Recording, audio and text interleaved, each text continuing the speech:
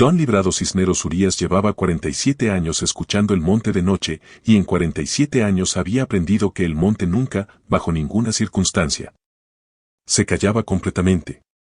Siempre había algo. Los grillos en verano, las ranas en temporada de lluvia, el viento entre los huizaches, el aullido lejano de los coyotes marcando territorio desde la sierra. El monte respiraba de noche con una constancia que era más confiable que cualquier reloj. Cuando esa respiración se interrumpía, no era señal de paz. Era señal de que algo en la cadena había roto. Esa noche del jueves, 6 de noviembre, a las 11:40, el monte se cayó. No fue gradual. No fue el silencio que va llegando cuando la noche avanza y las criaturas se duermen una por una. Fue abrupto, como cuando alguien corta la corriente de golpe y todas las luces de una casa se apagan al mismo tiempo. Un segundo había grillos, coyotes, el chirrido del molino de viento oxidado, el mugido ocasional del ganado en los corrales. Y al segundo siguiente no había nada. Cero. Un silencio tan compacto y tan súbito que Librado sintió que se le tapaban los oídos, como cuando un avión sube de altitud y la presión cambia y el mundo exterior se vuelve de repente sordo. Se incorporó del catre con el instinto de quien ha pasado media vida solo en tierra donde los errores se pagan sin segunda oportunidad. Buscó las botas a oscuras, las encontró por memoria muscular, se las calzó sin encender luz. La lámpara de gas quedaba en el rincón derecho de la habitación. La Winchester calibre 3030 dormía cargada junto a la puerta, como había dormido cada noche desde que su padre se la entregó diciéndole que en esta tierra el hombre que duerme desarmado no amanece. Tomó el rifle antes de agarrar la lámpara. Ese orden era también memoria muscular, prioridad aprendida. El rancho La Esperanza Chica se extendía sobre 140 hectáreas de tierra semiárida en los límites entre Zacatecas y Durango. En esa franja de geografía violenta donde la sierra baja en escalones de roca caliza y el desierto sube en oleadas de polvo rojo y la línea entre ambos es tan borrosa que los mapas oficiales la dibujan diferente según quien los haga. No había pueblo en 20 kilómetros. La carretera pavimentada más cercana era la federal que corría de Jerez a Sombrerete, y para llegar a ella había que recorrer 32 kilómetros de brecha que en noviembre, con las primeras heladas, se volvía un camino de piedra suelta que el Dodge del 79 de Librado negociaba a segunda velocidad con protestas mecánicas que se escuchaban desde lejos. El aislamiento no era accidente sino herencia. El abuelo de Librado, don Próspero, había comprado estas hectáreas en 1938 precisamente porque nadie más las quería. Tierra difícil, decían los rancheros de la región. Tierra que no perdona. Próspero había respondido que toda la tierra perdona si la tratas con respeto. Y que las tierras que nadie quiere son las que al final dan más porque no están agotadas por siglos de explotación desconsiderada. Próspero vivió hasta los 89 años en estas hectáreas y murió en el mismo catre donde había dormido 51 años, con las botas puestas y la mano aferrada al rifle. Como si hasta en la muerte hubiera querido demostrar que tenía razón sobre la tierra. Librado era nieto de Próspero y no tenía hijos. Había tenido esposa durante 11 años. Una mujer de Fresnillo llamada Consuelo que aguantó el aislamiento con dignidad creciente hasta que no pudo más y se marchó una mañana de febrero llevando una maleta y dejando sobre la mesa una nota. ¿Qué decía? No es que no te quiera. Es que esta tierra no me quiere a mí y ya me cansé de pelear con algo que no tiene cara. Librado guardó la nota en el cuaderno de cuentas del rancho y no volvió a hablar de ella. Algunos entendimientos llegan tarde pero llegan completos. Vivía solo desde hacía 16 años. Sus únicos compañeros eran 4 perros mestizos de trabajo que dormían en el porche y que conocían el monte mejor que cualquier mapa. Y 52 cabezas de ganado criollo que conocía de nombre y de carácter. Que había parido él mismo en noches de tormenta con la linterna sujeta entre los dientes y las manos metidas en calor animal. Esa noche, cuando el silencio cayó como hacha sobre el monte, los 4 perros del porche no ladraron. Eso era lo primero que debían hacer ante cualquier presencia extraña. Pero no ladraron. Librado los escuchó a través de la puerta de madera, y lo que escuchó fue peor que el ladrido. Los 4 se habían apretado contra la puerta, gimiendo tan bajo que el sonido era casi imperceptible. Como animales que ya han procesado que no hay ningún lugar a donde correr y que lo único que les queda es hacerse lo más pequeños posible y esperar que lo que sea que está afuera no los vea. Librado había escuchado a perros con miedo muchas veces. Perros asustados por tormentas, por coyotes, por la presencia ocasional de algún puma que bajaba de la sierra en años de sequía cuando el venado escaseaba. Conocía los registros del miedo canino como un músico conoce los tonos de su instrumento. Pero ese gimoteo bajo y continuo, ese sonido de derrota anticipada, era un registro que no había escuchado antes. Abrió la ventana norte 3 centímetros, lo suficiente para ver sin ser visto, y miró hacia el monte. El monte estaba quieto como fotografía. No había viento. Las ramas de los huizaches no se movían. Los nopales gigantes que marcaban el límite norte del rancho estaban inmóviles como estatuas de piedra verde bajo la luna de noviembre que daba una luz fría y sin sombras. Y en esa quietud absoluta, Librado notó algo que tardó varios segundos en procesar como anómalo. Los animales del monte estaban ahí. No huyendo. No escondidos. Presentes, visibles, inmóviles. 3 venados cola blanca parados en el límite del terreno, mirando todos en la misma dirección. Una familia de jabalíes, 4 adultos y 2 crías, apiñados junto al nopalar del lado poniente, completamente quietos. 2 coyotes, que normalmente jamás habrían estado tan cerca de la cerca del rancho, sentados uno al lado del otro como si hubieran olvidado que eran coyotes y los jabalíes eran jabalíes. Pájaros nocturnos posados en las ramas bajas del mezquite más cercano, con las alas pegadas al cuerpo, sin volar. Todos miraban hacia el norte. Librado siguió con los ojos la dirección de esa mirada colectiva y no vio nada. Solo el monte oscuro, la sierra más allá recortada contra el cielo de noviembre que tenía más estrellas de lo normal porque no había luna llena todavía. Solo ese cuarto creciente que daba luz suficiente para ver siluetas pero no detalles. Esperó. El monte siguió callado. Los animales siguieron inmóviles. Y entonces Librado entendió, con esa comprensión que viene del estómago y no del cerebro, que el silencio no era ausencia de sonido. Era presencia de algo tan grande, tan ajeno a la escala normal de las cosas, que todo lo demás en el monte había decidido simultáneamente que la mejor respuesta era el silencio absoluto. No era el silencio del depredador que acecha. Era el silencio del mundo que contiene la respiración porque lo que acaba de llegar no pertenece a ninguna categoría conocida y ningún instinto tiene instrucciones para eso. Librado bajó la ventana con cuidado, sin hacer ruido, y fue a buscar el cuaderno de su abuelo Próspero.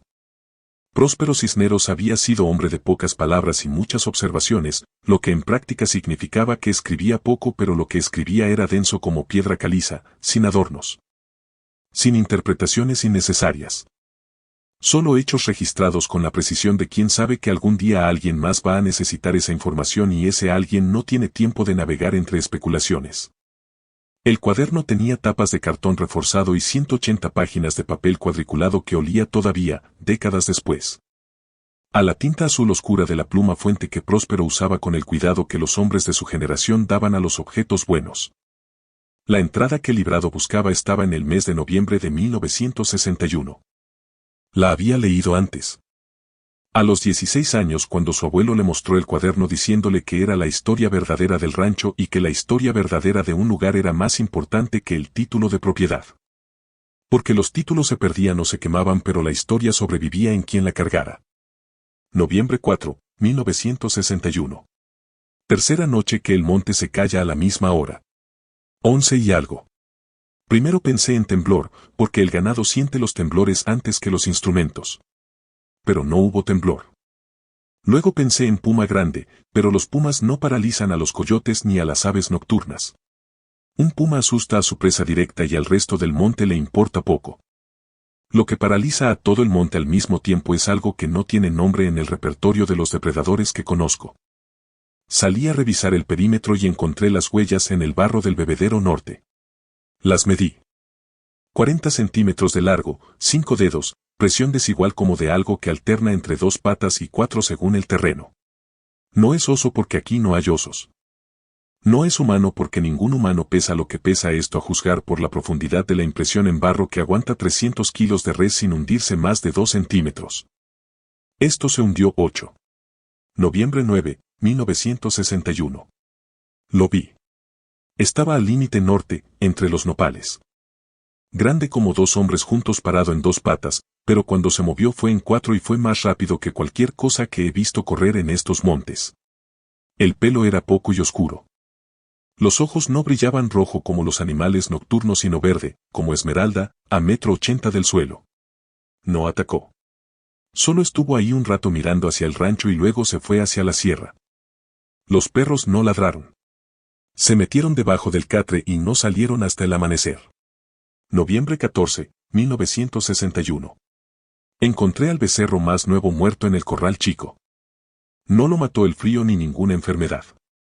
Tenía el cuello torcido hacia atrás con una fuerza que partió la columna en 4 lugares. Los órganos internos fueron sacados a través del costado izquierdo con un corte que ninguna garra que yo conozca pudo hacer así de limpio. Faltaban el corazón y el hígado. Lo demás intacto. No había huellas de animal en la tierra blanda del corral excepto las del becerro mismo. Como si lo hubiera matado algo que llegó de arriba o que no toca el suelo de la misma manera que el resto de los animales. Noviembre 19, 1961. Lleva 2 semanas viniendo. Siempre de noche. Siempre cuando el monte se calla. Siempre al límite norte. He llegado a una conclusión que no me gusta pero que acepto, no está cazando por hambre. Si cazara por hambre ya habría entrado al corral donde hay 50 animales que no pueden correr. Lo que hace es otra cosa. Vigila. Mide. Aprende el rancho de la misma manera en que yo aprendí este monte en 40 años, caminándolo, oliéndolo, entendiéndolo. Lo que sea que es, tiene paciencia de cosa inteligente. Y eso me asusta más que cualquier colmillo. Librado leyó las entradas 3 veces seguidas. Luego cerró el cuaderno y miró la hora en el reloj de cuerda que colgaba de la pared. Las 12:17. El monte seguía callado. Los perros seguían gimiendo en el porche. Tomó la Winchester, verificó el cargador por tacto en la oscuridad y esperó al amanecer sentado en la silla que daba a la ventana norte con el cuaderno de Próspero sobre las rodillas. Como si la letra de un hombre muerto pudiera ser compañía suficiente para una noche que había dejado de tener sonido. A las 5:30 de la mañana, cuando el cielo empezaba a poner gris sobre negro en el oriente y los primeros pájaros comenzaban a recordar que existían, el monte recuperó el sonido de golpe. Igual de abrupto que como lo había perdido. Un grillo, 2 grillos, 10, 100, y de pronto el mundo sonoro completo reapareció como si hubiera estado esperando una señal que Librado no alcanzó a identificar. Los 4 perros del porche dejaron de gemir. Librado salió con la Winchester al hombro y los perros lo siguieron pegados a sus talones, más cerca de lo que normalmente caminaban, sin aventurarse adelante como era su costumbre. Caminó hasta el límite norte del rancho con la luz gris del amanecer que hacía del paisaje algo difuso e incierto, y encontró lo que había esperado encontrar. Huellas en el barro junto al bebedero norte. Las midió con el metro de bolsillo que siempre cargaba. 42 centímetros de largo. 5 dedos. 8 centímetros de profundidad en barro que aguantaba sus propias botas con apenas 1 centímetro de hundimiento y él pesaba 83 kilos con la ropa puesta.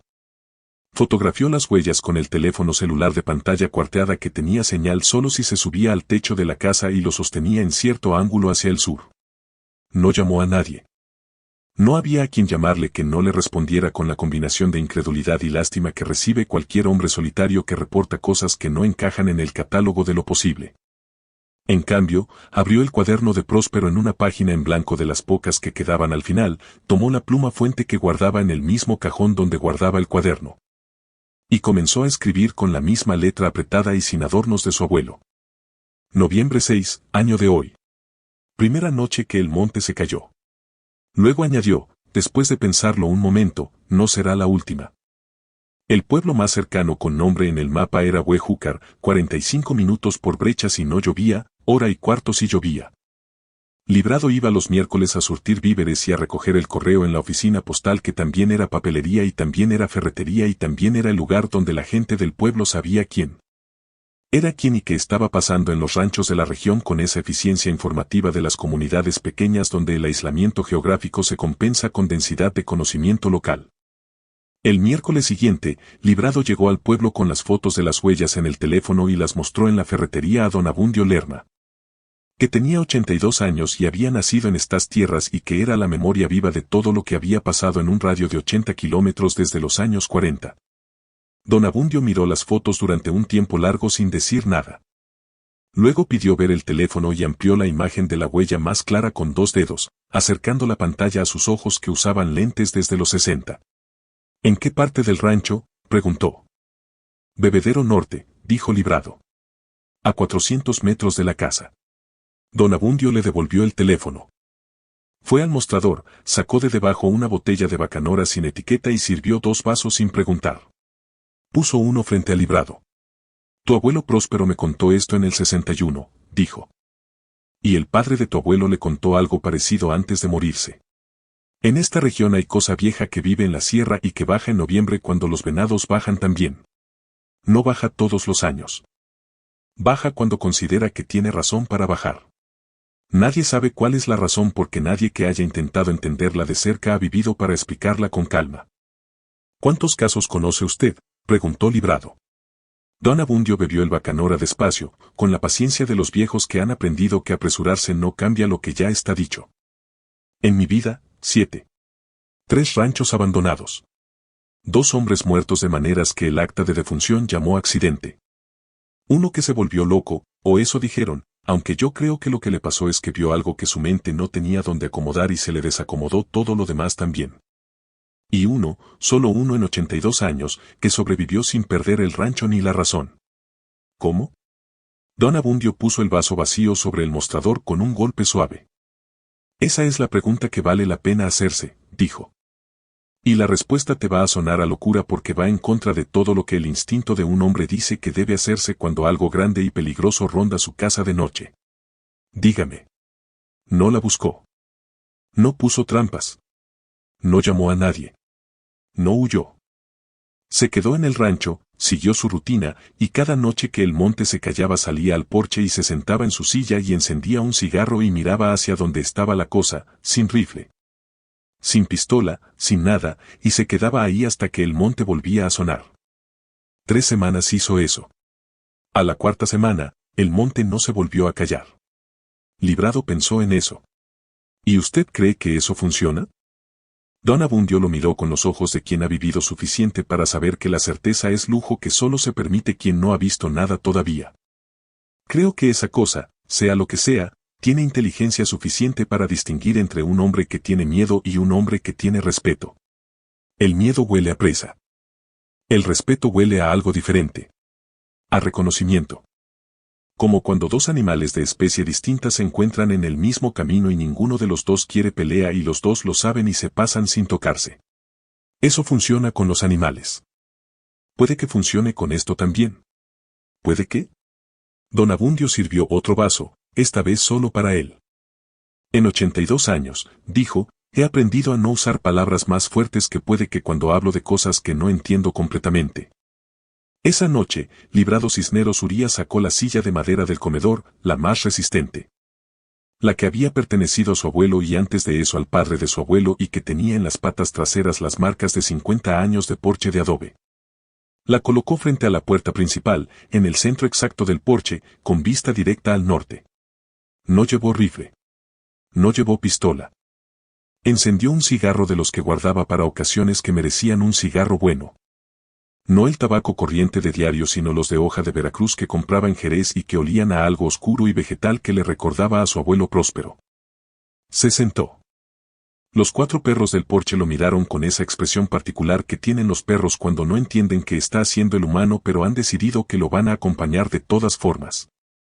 Se sentaron a su alrededor, 1 a cada lado y 2 frente a él, formando sin proponérselo un cuadrado de vigilia que a Librado le pareció, en la soledad de esa noche, más compañía de la que había tenido en mucho tiempo. A las 11:38, el monte se cayó. Librado no se movió. Fumó despacio. Exhaló el humo hacia la oscuridad del norte. Y miró. No tuvo que esperar mucho. La forma apareció entre los nopales a unos 80 metros, igual de grande que lo que su abuelo había descrito. Igual de imposible en sus proporciones cuando uno intentaba clasificarla en alguna categoría conocida. En 2 patas era casi tan alta como el noplar más viejo.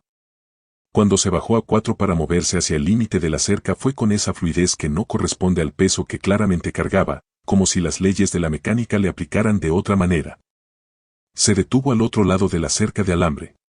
Librado fumó. La criatura inclinó la cabeza. Un gesto lento, como el de alguien que está evaluando algo que no esperaba encontrar. Los ojos brillaron verde en la oscuridad, a 1,5 metros del suelo, y en ese brillo había algo que Librado. Con toda la racionalidad de un hombre que había pasado la vida midiendo el mundo por lo que podía tocar y contar, no supo cómo describir excepto como reconocimiento. No lo estaba mirando como mira un depredador a su presa. Lo estaba mirando como mira a alguien que encuentra a otro alguien donde esperaba encontrar un obstáculo. Librado exhaló una última bocanada de humo y dijo, en voz normal, sin gritar ni susurrar, las palabras que le habían venido a la mente sin que las buscara: aquí estoy. No me voy a ningún lado. El monte siguió callado. La criatura siguió inmóvil. Los perros siguieron sentados en su cuadrado alrededor de la silla, sin temblar ahora, solo mirando. Y así estuvieron los 6, un hombre, 4 perros, y lo que sea que estaba al otro lado de la cerca. Durante un tiempo que Librado no intentó medir porque había cosas que la medición empequeñecía innecesariamente. Cuando el monte recuperó el sonido, a la 1:15 de la madrugada, la forma ya no estaba entre los nopales. Se había marchado sin que Librado la viera irse, que era quizás la parte más desconcertante de toda la noche, que algo de ese tamaño podía simplemente dejar de estar sin que nadie lo notara marcharse. Librado terminó el cigarro, entró a la casa, y durmió 4 horas seguidas, que era más de lo que había dormido en una semana. Las siguientes 2 semanas siguieron el mismo patrón. El monte se callaba a la misma hora. Librado sacaba la silla. Fumaba. Miraba. La forma aparecía entre los nopales, se acercaba a la cerca, se quedaba un rato, se marchaba. Los perros dejaron de gemir en el porche y empezaron a sentarse alrededor de la silla con una calma que Librado interpretó como que los animales, que no tienen el problema de tener que entender lo que no entienden, habían llegado antes que él a algún tipo de clasificación funcional de la situación. En la 4ª noche, la criatura no se quedó en la cerca. Se acercó. Cruzó el alambre con un movimiento que para su tamaño era incomprensiblemente silencioso y caminó en 4 patas hasta quedar a 20 metros del porche. A esa distancia, con la luz de la lámpara del porche que Librado había encendido esa noche por primera vez, los detalles eran ya demasiado claros para ser cómodos. La piel gris oscura con esa textura que no era pelo sino otra cosa. Las manos que terminaban en garras curvas de largo de un cuchillo de cocina. La cara que era simiesca en el cráneo y canina en la mandíbula y que no era ninguna de las dos cosas en los ojos, que eran algo completamente aparte. Algo que miraba con una profundidad que Librado asoció, sin poder evitarlo, con inteligencia. No con la inteligencia del animal que calcula distancias y velocidades. Con la inteligencia de algo que está pensando en algo que Librado no podía imaginar. Se quedaron así 5 minutos. Librado en su silla, sin moverse, sin mostrar dientes, con el cigarro apagado en la mano porque se le había olvidado fumar. La criatura inmóvil a 20 metros, con ese olor que ya era familiar, cobre y resina de árbol y algo más antiguo que Librado no tenía palabra para nombrar. Luego la criatura hizo algo que Librado tardaría días en poder describir sin sentir que las palabras eran herramientas equivocadas para el trabajo. Puso una mano en el suelo, con la palma hacia abajo, y presionó despacio, dejando la impresión de la palma en la tierra suelta del patio. Una huella deliberada, hecha con calma y con conciencia, como firma. Luego se irguió, se dio la vuelta, y se marchó al monte con esa velocidad que convertía su forma en sombra antes de que los ojos pudieran seguirla. Librado bajó de la silla, se arrodilló junto a la huella, y la miró durante un rato. Luego sacó el metro de bolsillo y la midió. 42 centímetros. La misma del bebedero norte. No la fotografió. No escribió en el cuaderno de Próspero. Solo la miró hasta que la memorizó completamente, cada detalle de los 5 dedos y la palma ancha y la presión desigual en el borde. Y luego regresó a la silla y se sentó y miró el monte que había vuelto a sonar con grillos y viento y la respiración normal de las cosas que viven de noche en tierra semiárida. Pensó en lo que don Abundio había dicho. Que esa cosa tenía inteligencia suficiente para distinguir entre el olor del miedo y el olor del respeto. Y pensó también en algo que don Abundio no había dicho pero que Librado había estado pensando desde esa conversación en la ferretería, que quizás el reconocimiento funcionaba en las 2 direcciones. Que quizás lo que la criatura dejaba cada noche al pararse en el límite de la cerca y mirarlo y marcharse no era solo evaluación. Era también, a su manera, en el idioma que tenía para comunicarse, la misma cosa que Librado le había dicho la primera noche. Aquí estoy. No me voy a ningún lado. El invierno fue seco ese año, como casi todos los inviernos en esa franja de tierra entre Zacatecas y Durango donde la lluvia es negociación anual y no garantía. Diciembre llegó con heladas que mataron los últimos nopales tiernos y dejaron el monte con esa desnudez parda que hace parecer más grande el cielo. El monte se cayó por última vez el 3 de diciembre. Librado sacó la silla por reflejo de costumbre, encendió el cigarro, miró hacia el norte. La forma apareció entre los huizaches del límite, estuvo ahí 20 minutos, y se marchó. No se acercó a la cerca. No cruzó hacia el patio. Solo estuvo, y miró, y se fue. El 4 de diciembre el monte no se cayó. Ni el 5, ni el 6, ni ningún día de lo que quedaba del mes ni de los meses que siguieron. Librado no supo si interpretar eso como final o como pausa. Le preguntó a don Abundio en el viaje del miércoles siguiente y el viejo respondió que en 82 años había aprendido que esa distinción entre final y pausa era la que más le costaba a la mente humana aceptar porque la mente humana necesita que las cosas terminen para poder acomodarlas, pero que algunas cosas no terminan, solo esperan. ¿Esperan qué?, preguntó Librado. Don Abundio pagó su café y se levantó de la banca con los crujidos de los 82 años. Próxima noviembre, dijo. Lo sabrás. Próximo noviembre llegó con el mismo frío seco y los mismos venados bajando de la sierra y las mismas ranas callándose 2 semanas antes de que nadie más notara que el invierno venía. Librado había pasado el año con el cuaderno de Próspero en la mesa de noche, leyendo las entradas antiguas de la misma manera en que un marinero lee cartas náuticas de aguas que todavía no ha navegado pero que sabe que están adelante. El 4 de noviembre, a las 11:43, el monte se cayó. Librado ya tenía la silla en el porche. La forma apareció entre los nopales del límite norte y esta vez no se detuvo en la cerca. Cruzó directamente hacia el porche con esa fluidez que contradecía su tamaño y se detuvo a 10 metros, más cerca que nunca. Tan cerca que Librado podía ver sin esfuerzo la textura de la piel gris y el movimiento de respiración en el torso barrilado y el brillo verde de los ojos que reflejaban la lámpara del porche. Los 4 perros estaban sentados alrededor de la silla. Ninguno se movió. Librado no se movió. La criatura inclinó la cabeza. El mismo gesto de evaluación de siempre. Luego, con un movimiento que no tenía nada de amenaza y todo de deliberación, se sentó. En 4 patas, con el peso hacia atrás, como un perro grande que se instala en posición de descanso. Y miró a Librado con esos ojos que pensaban cosas que Librado no podía imaginar. Estuvieron así 1 hora y 20 minutos. Cuando el monte recuperó el sonido, la criatura se levantó, hizo el gesto de la palma presionada en la tierra que Librado ya conocía, y se marchó al norte sin mirar atrás. Librado permaneció en la silla hasta el amanecer, fumando los últimos cigarros del cartón, pensando en su abuelo Próspero que había escrito, lo que sea que es, tiene paciencia de cosa inteligente. Y pensó que quizás la inteligencia, cualquiera que fuera su forma, cualquiera que fuera su origen, reconocía en otra inteligencia algo que el instinto y el miedo no podían reconocer. No igualdad. No amistad.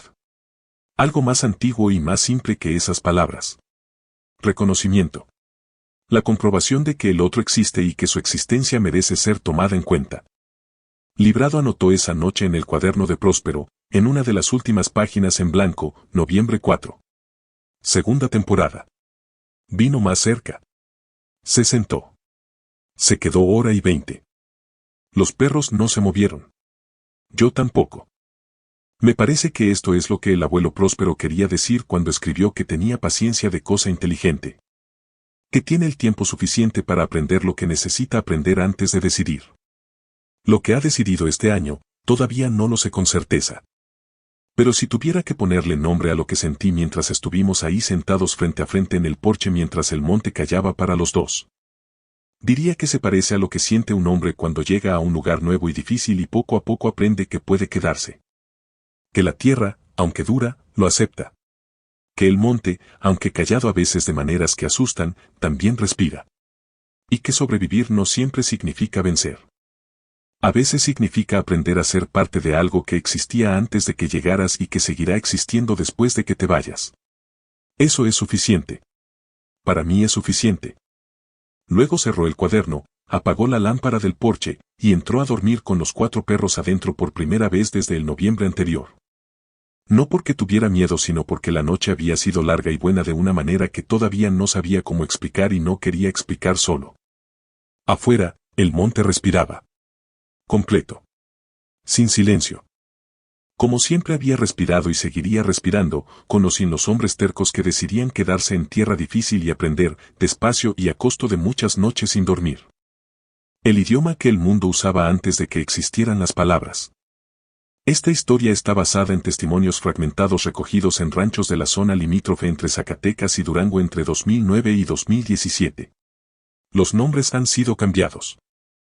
Los cuadernos mencionados existen, o existieron, en manos de familias que prefieren no ser identificadas.